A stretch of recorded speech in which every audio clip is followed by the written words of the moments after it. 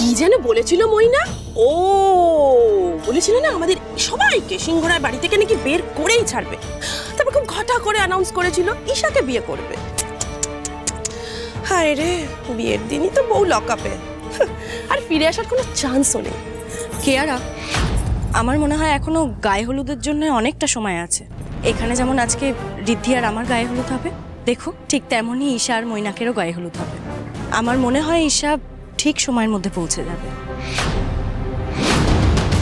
বাবা বাবা বা তানি, তুমি আজ একেবারে হঠাৎ ঈশার ব্যাপারে কথা বলছো?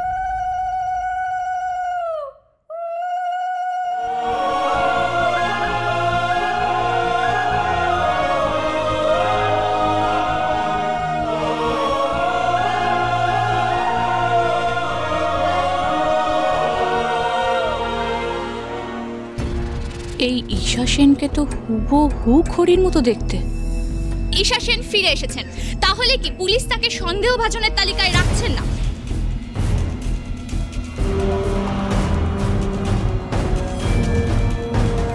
তানি কি করে বললো যে ঈশা ফিরবে? অ্যাজ ইফ ও আগে থেকেই জানতো যে ঈশা ফিরবে। নিজেকে নির্দোষ প্রমাণিত করে কলঙ্ক মুক্ত হয়ে কি তিনি বিয়ের মণ্ডপে বসবেন? আসুন জেনে নি কি বলছেন ঈশা ম্যাডাম। দেখুন, আমি যদি অপরাধ করে থাকতাম তাহলে পুলিশ তো আমাকে ছেড়ে দিত না, তাই না? আমি এখানে দাঁড়িয়ে জোর গলায় বলছি আমি কোনো অন্যায় করিনি, আর সেই কারণেই আজ আমার গায়ে হলুদও হবে আর সন্ধ্যাবেলা বিয়েও হবে। গতকাল যা যা ঘটেছে তার সাথে আমার কোনো সম্পর্ক নেই, তাই আমি এখানে আজ দাঁড়িয়ে আছি। আরেকটা কথা আপনাদের আমি জানাতে চাই, যিনি আসল অপরাধী তিনি খুব শিগগিরই কারাগারে থাকবেন, আর সেটা কে আপনারা খুব তাড়াতাড়ি সেটা জানতেও পারবেন।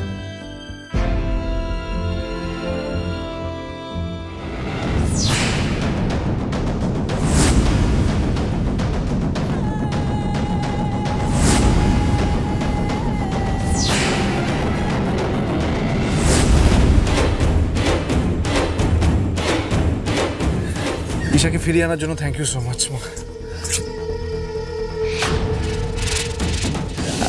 বাই দ্য ওয়ে, তুমি এরকম সেজে এসছো কেন?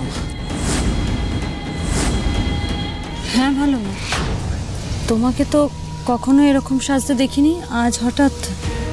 কেন, আমার কি এত বয়স হয়ে গেছে নাকি যে আমি একটু সাজতেও পারবো না মন খুলে? একদমই না, আমার মা তো সুইট 16, আর আমার মাকে সবসময় প্রিটি লাগে, আর আজকে একটু দেখি মুখটা অসাধারণ। আরে বাবা, তোদের মা তো আগে এইরকমই সাজতো। তাছাড়া আজকে তোর জীবনের এত বড় একটা দিন, আমি একটু মন খুলে সাজতেও পারবো না? হ্যাঁ, অফ কোর্স। আচ্ছা বেশ, তোর মা কিন্তু তোর কথা রেখেছে, ঈশাকে সময় মতো নিয়ে এসেছে, আর কোনো প্রশ্ন উত্তর নয়। এইবার গায়ে হলুদ হবে। চল চল আয়। ভালো মা, এক মিনিট, একটু এদিকে এসো, এসো না।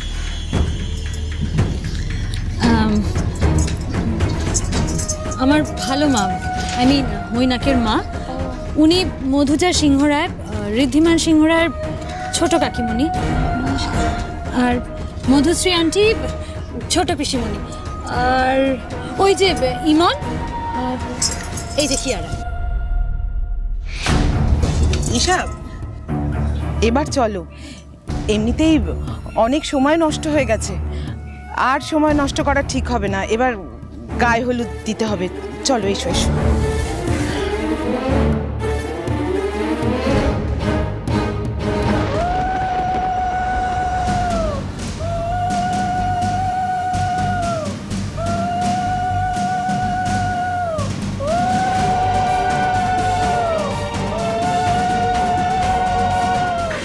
এই মহিলাকে না আমার না চেনা চেনা লাগছে, জানো তো? কোথায় দেখেছি বলো তো? ছোট বৌদি, চেনা চেনা তো বটে, গলাটা অন্য কোথাও শুনেছি না?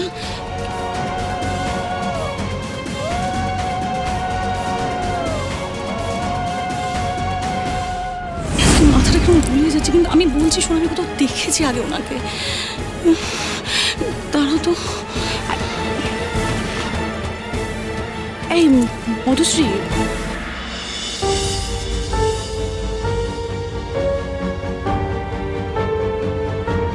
আরে কি হচ্ছেটা কি? কি চাই আপনার? আপনাকে নির্দোষ প্রমাণ করার জন্য কাল আমি ডিজ ডায়মন্ডসের ওয়ার্কশপে গেছিলাম, আর ওখানে অ্যান্টিক্স পাচার আমি নিজের চোখে দেখেছি।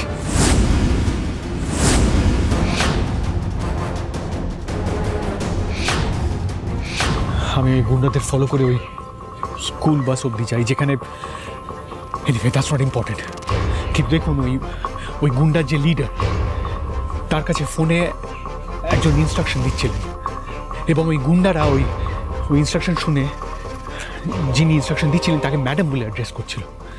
এই ম্যাডাম, এই ডিজ ডায়মন্ডসের ম্যাডাম কে? দেখুন, আমি খুব ভালো করে জানি ওই ম্যাডাম আপনি নন, কারণ ওই মোমেন্টে আপনি লকআপে ছিলেন।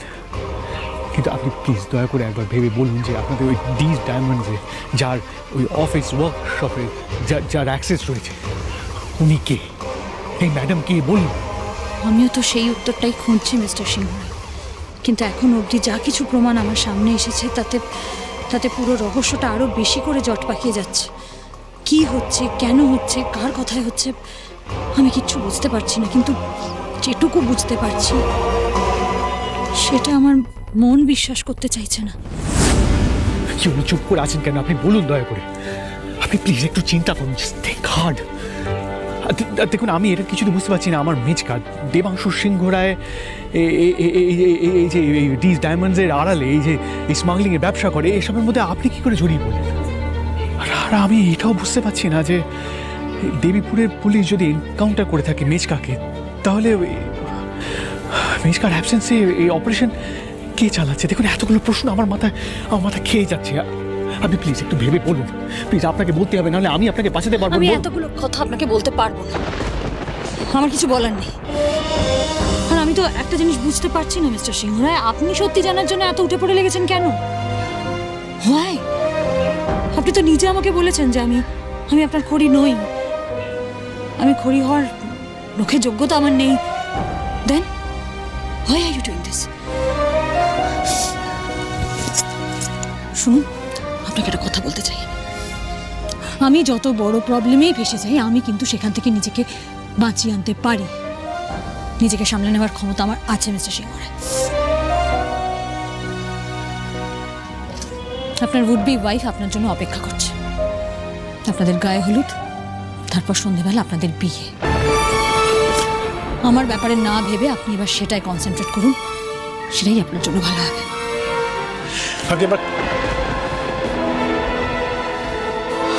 তুই কোথায় যাচ্ছিস Riddhi? Not now, Tanya. I need to speak with her. Riddhi, ভুলে যাস না, ঈশা কিন্তু এখনো নির্দোষ প্রমাণ হয়নি।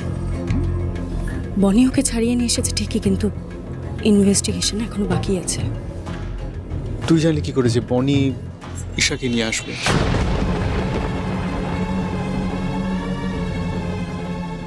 এমন অনেক কিছুই আছে রিদ্ধি, যা আমাদের চোখের সামনে থাকা সত্ত্বেও আমরা জানতে পারি না বা বুঝতে পারি না। একটু ধৈর্য ধর, দেখবি সবটা চোখের সামনে আসবে, আর সেদিন সত্যিটাও আমরা জানতে পারবো।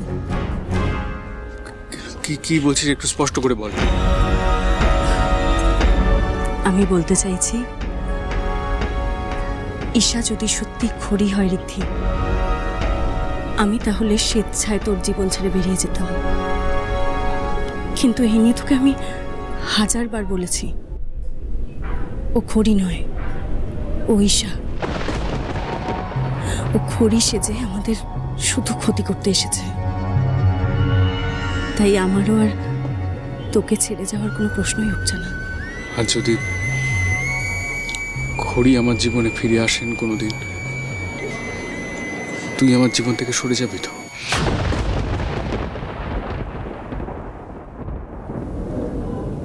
নিশ্চয়ই সরে যাব, প্রমিস।